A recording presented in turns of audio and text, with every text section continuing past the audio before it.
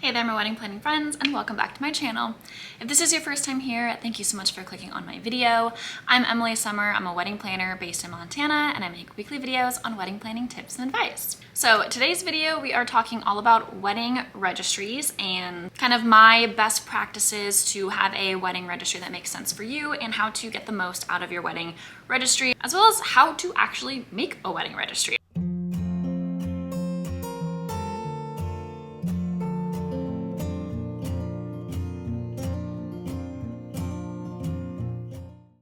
So wedding registries have evolved quite a bit over the years. I think for the longest time, registries tended to look very similar for a long time for pretty much every couple. It was kind of more common that you were moving into a home with your future spouse after the wedding. And so you were going to be creating this home together and likely didn't have a lot of homeware items that a lot of couples already have now when they are either already living together prior to their wedding or have just lived on their own for a while.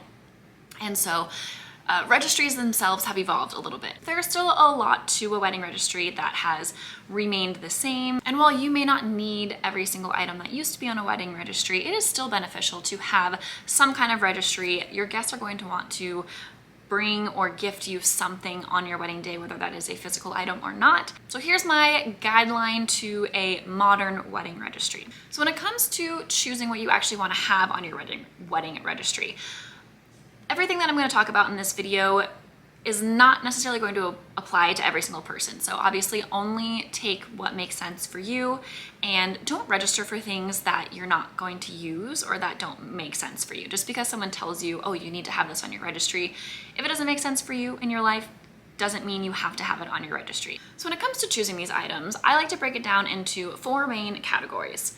Number 1 is your essentials. So this is like basic plates, flatware, glassware, wine glasses, tumblers, anything that's going to make up the cupboards in your kitchen, making sure that you have all of the essentials for not only yourselves, but also some extra whenever you are hosting, having friends or family members over.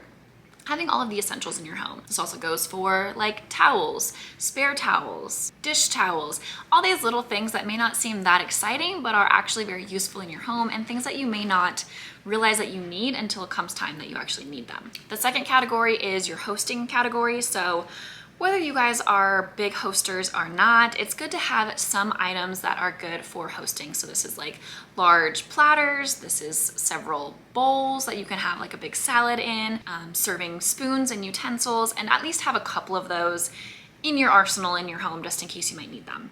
And having a wedding registry is the perfect place to do that if you are not prone to buy these for yourself. The third category is upgrades. So maybe you already have a lot of the essentials that you need in your home. You have tons of plates, bowls, cups, all of that, but maybe they're outdated. Maybe there are a lot of mismatched things. Maybe when you first got your first place by yourself, you went to the thrift store and thrifted all of the things that you need for your essentials. This is a good opportunity to upgrade those items. So maybe just going through and choosing new plates that you want, or maybe choosing new barware or something like that, taking the opportunity to upgrade what you already have. And then you can retire those original items for somebody else to thrift and use in their first home. And the fourth category is for fun. So this is mainly items that you would love to have, things that pique your interest, but that you are more likely not to buy for yourself or that you don't deem like an essential item. So it's good to have some things that are just for fun. This is also fun for guests to purchase too, so they're not just like, ooh, I'm stoked to buy you your salt and pepper shaker. Like that's not all that exciting for a guest to purchase. So things like outdoor camping equipment, a tent, sleeping bags, pool floaties, anything that has to do with entertaining so that your guests that might purchase it for you can also benefit from. Maybe it's artwork for your home or just home decor, so it's not something that's like essential, but things that maybe you're moving into a new home and you want to be able to decorate it. This is a great opportunity to put those types of things on your registry. Or maybe you just want to have some fun pieces, so you have your basic glassware set, you have your basic wine glasses, but this is a fun way to include those a little bit more stylized, creative, fun pieces as well to include in your bar, or to include some patterned china that you can bring out during the summer, or have a separate set for outdoor entertainment, whatever that might be.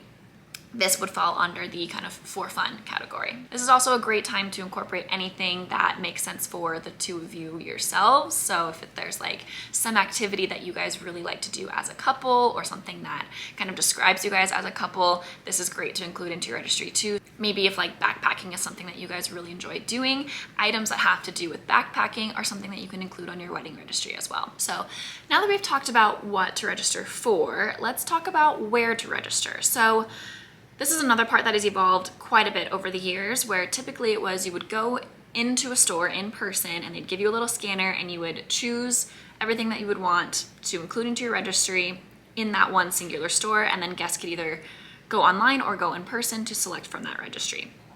You can still do that, but a lot of couples are choosing to go the online route so that you can cater to guests that maybe don't have that particular store in their area to purchase, or this way you can also include multiple stores in one registry. So places that you can still register in person if that's something you want to do are Target, Macy's, Anthropologie, Crate and Barrel, and I believe Pottery Barn as well. However, if you're wanting to do it online, you can also include every single one of these stores in one registry, which is what I always recommend doing. That way you have good variety, you can include a lot of different types of things, and then guests have the option to either go in person if that's what they prefer, or they can go right online. So my favorite place to refer guests to do an online registry where you can include multiple stores is Zola. I just feel like they have a very user-friendly platform when it comes to this, and you can create one registry, one link that gets sent out to all of your guests, but you can include items from virtually any store that you want to. And they actually have a Chrome extension that makes it a lot easier. So I'm gonna show you how to use that. So once you create an account with Zola and start your registry, you can download the Chrome extension, which is that little heart there, so that when you're browsing on any site, whether it's Amazon, or I do have a little pre-made wedding registry list that you can browse as well and add items straight from. But any website, you can just click on it and use that little extension button, and it will automatically pull it up in your Zola registry. You can input the quantity, you can mark it as a most wanted, so it highlights it for your guests as a must-have, put in any notes to your guests, and then just add it right to your registry right there. I feel like this is just the most efficient way to create your registry, especially if you're liking a lot of products from a lot of different types of stores, and then it's all just in one place.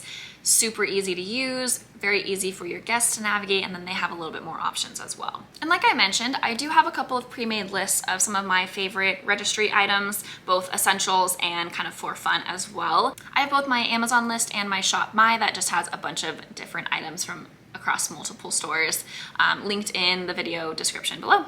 Now, when it comes to when to register, you can really do this at any point during your wedding planning process. Ideally, about 4 to 6 months from your wedding date is probably a great place to start. That way you can include it in your wedding website, which this is around the time frame that you will likely have that listed, so that your guests can access that for any frequently asked questions that you might be getting, transportation information, booking any hotels, and all that info can be right on their website, as well as your wedding registry. You absolutely want to have this done before you're sending out your invitations so that you can include your registry link or code or whatever that might be onto whatever form of invitation you're sending out.